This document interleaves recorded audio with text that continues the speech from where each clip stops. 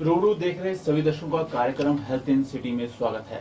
मैं हूं नरेश मलकानिया। तो दोस्तों, आज हम बात करेंगे एलर्जिक अस्थमा और एलर्जिक रेनाइटिस के बारे में।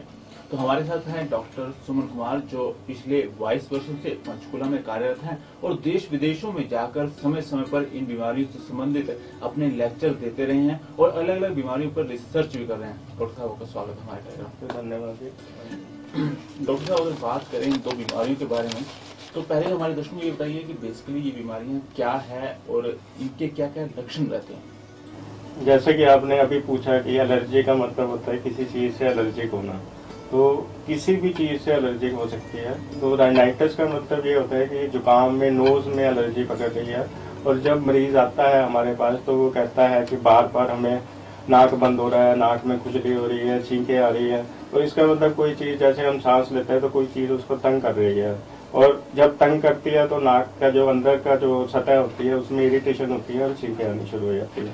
तो इसको हम एलर्जिक राइनाइटिस बोलते हैं।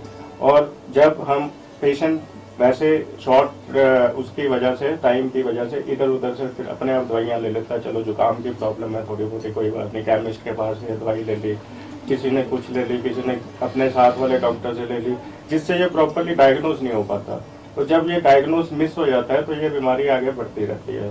तो ये आगे जाके फिर गले को पकड़ती है, ये नज़ला पीछे करना शुरू हो जाता है, और उसके बाद ये जैसे जैसे नीचे जाती है तो छाती को पकड़ लेती है। तो उस टाइप से ये छाती को प्रॉब्लम करती है और छाती की एलर्जी शुरू हो जाती है, जिसे हम एलर्जिक अस्थमा बोलते हैं।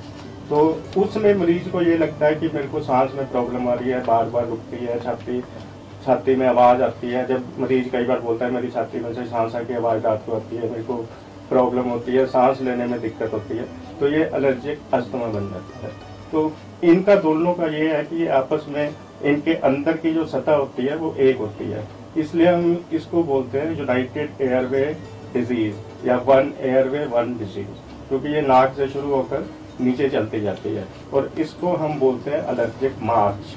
एलर्जिक मार्च का मतलब होता है कि ये नाक से शुरू होती है और नीचे छाती में पहुंच जाती है। तो अगर बात करें कारणों की, तो क्या कारण रहते हैं कि मतलब किसी मरीज को जो आमतौर पर जुकाम होता है वो इस प्रकार की बीमारी में बदल जाता है? जैसे जैसे बच्चा डेवलप करता रहता है तो उसका इम्यून सिस्टम अप होता जाता है, और उसको बाहर की चीज़ों से लड़ने की उसकी क्षमता जो है धीरे धीरे बढ़ती जाती है।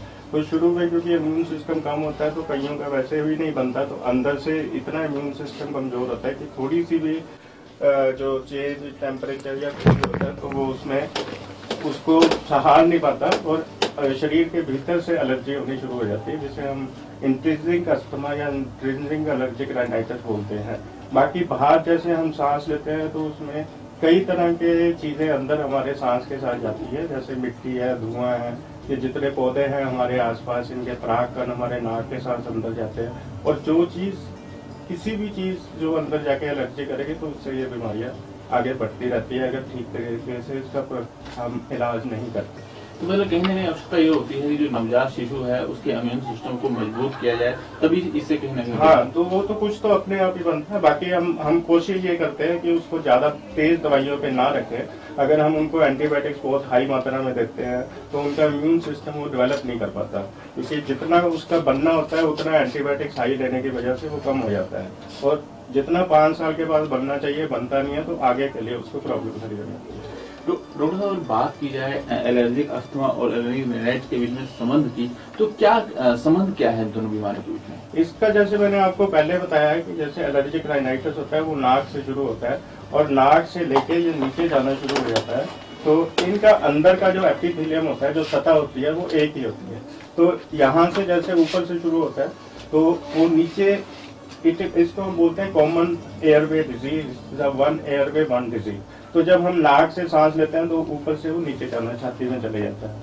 तो जैसे यहाँ से हम शुरू होती है नोज में, अगर हम उसको ठीक तरीके से शुरू में उसका इलाज नहीं करते तो यहाँ से जाते जाते जाते जाते ये नीचे जाके यहाँ से इस रास्ते से ये लंग्स में चली जाती है और लंग्स को पकड़ लेती है, जो कि बाद में इसको अस्थमा बना देते हैं। इस चीज को हम बोलते हैं एलर्जिक मार्च। मार्च का मतलब है ये नोज से शुरू होकर चेस्ट में चली जाती है। और हम दूसरी बार ये भी कहते हैं स्नीज टू वीज।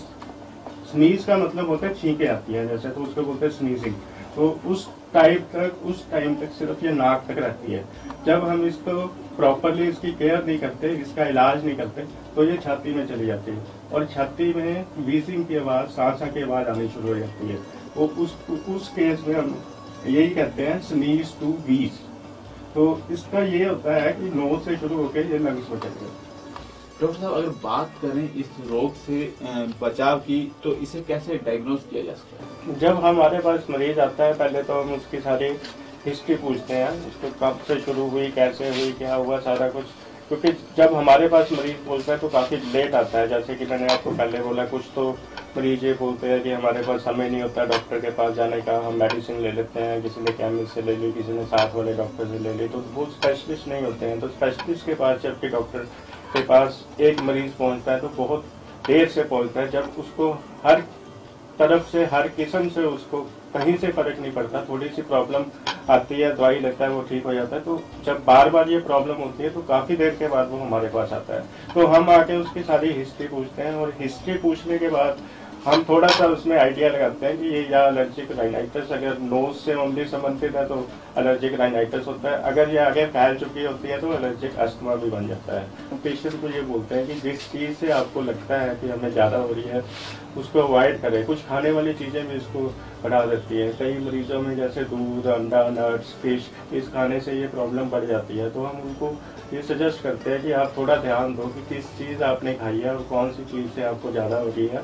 बाकी जैसे हम बाहर के कारण होते हैं उसको हम अवॉइड नहीं कर सकते। जैसे किसी मरीज को धुएं से एलर्जिक है या मिट्टी से एलर्जिक है तो हम उसको ये नहीं बोल सकते कि आप सांस मत लो। तो हम उसको यही कहते हैं कि जिस चीज से आपको बचाव कर सकते हो उतना बचाव करो।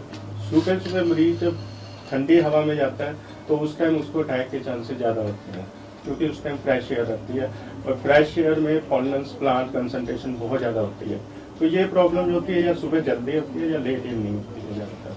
तो हम पेशेंट को यही बोलते हैं कि सुबह जल्दी बाहर ना निकलो और लेट इवनिंग बाहर नहीं निकलो। और उसके बाद हम कुछ एंटी एलर्जिक्स और एंटी उस पर डाल के रखते हैं।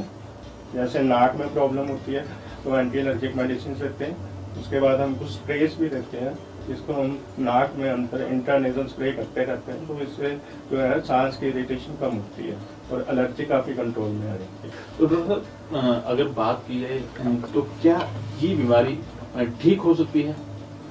काफी हद तक इस कंट्रोल कर सकते हैं इसको, वो भी अगर पेशेंट हमारे साथ पूरा कोऑपरेट करता है। क्योंकि पहले जैसे बोलते थे कि इसका कोई इलाज नहीं है, but we can live comfortably with medicine and with sprays and avoiding the things. जैसे हम एलर्जेंस को अवॉइड करते हैं, अपना इम्यून लेवल डाउन करने के लिए हम बचाव करते हैं, प्रॉपर टाइम पे मेडिसिन लेते हैं, प्रॉपर डायग्नोज कराते हैं, तो ये काफी कंट्रोल में रह जाती है। और आजकल पेशेंट जो अस्थमा के होते हैं, राइनाइटिस के होते हैं, काफी कंफर्टेबल रहते हैं मेडिसिन के हिसाब से। तो अगर हम बात करें बचाव की, अगर कोई मरीज चाहे कि वो कोई भी व्यक्ति चाहे कि इस ये रोग उसे ना हो या इस रोग से कैसे बचा जाए, तो कैसे बचा जा सकता है? शुरू से अपने इम्यून सिस्टम का पूरा ध्यान रखो, ज्यादा स्ट्रॉन्ग एंटीबायोटिक्स नहीं लेने और अपने आप को ये मेडिकेशन, सेल्फ मेडिकेशन या किसी से अपने आप से दुकान से मेडिसिन लेके जब ये लोग लेते हैं तो वही ज्यादा खतरनाक होती है। तो इम्यून सिस्टम को एक तो प्रॉपर डेवलप होने दो, एक एलर्जेंस को एक्सपोजर कम होने दो और प्रॉपर अगर थोड़ी सी भी प्रॉब्लम होती है तो ये स्पेशलिस्ट डॉक्टर के पास जाके इमीडिएटली उससे कंसर्न करें। तो जब वो हमारे पास आता है तो हम उसको जब प्रॉपरली डायग्नोज हो जाता है तो हमें ज्यादा दवाई देने की जरूरत नहीं पड़ती। अगर लेट आता है तो फिर हमें कंट्रोल करने में थोड़ी मुश्किल आती है।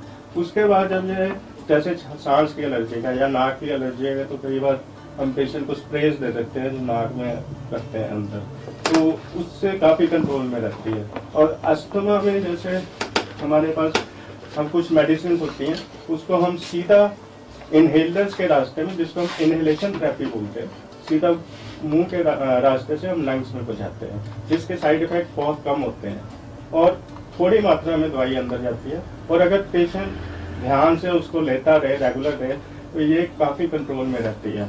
एक तो हमारे पास एक मेथड ये भी होता है, एक हम एलर्जी टेस्ट करते हैं, उसमें हम ये फाइंड आउट करते हैं कि इस चीज से एलर्जी है। तो हम उसमें पेशेंट को बता देते हैं कि इस चीज से तुम्हें एलर्जी है, ये खाने वाली चीज से बढ़ रही है। तो डॉक्टर साहब आपने बहुत ही अच्छी जानकारी दी। तो हमारे दर्शक ये भी जरूर जानना चाहेंगे कि जो सी ये रोग है तो इस रोगों के बचाव में या इन रोगों की रोकथाम के लिए कोई संस्था या सरकार की तरफ से कुछ सहायता उपलब्ध कराई जा रही है या कुछ अभियान वगैरह चला? इसमें जो होता है एलर्जी की जितनी भी प्रॉब्लम्स होती है उसमें पेशेंट की जानकारी ही इसका बचाव है। अगर पेशेंट को अपनी बीमारी के बारे में पूरा पता होगा, उसको ये समझ होगी कि ये कैसे होती है, कैसे इसको प्रिवेंट कर सकते हैं, तो वो खुद ही उस हिसाब से अपने आप को प्रिवेंट कर सकता है। उसको प्रॉपरली टाइम पे भी जा सकता है। जब उसको सिम्टम्स लगते हैं कि मेरे को ये सिम्टम्स हो रहे हैं, तो उस हिसाब से वो डॉक्टर, स्पेशलिस्ट डॉक्टर को मिलेगा।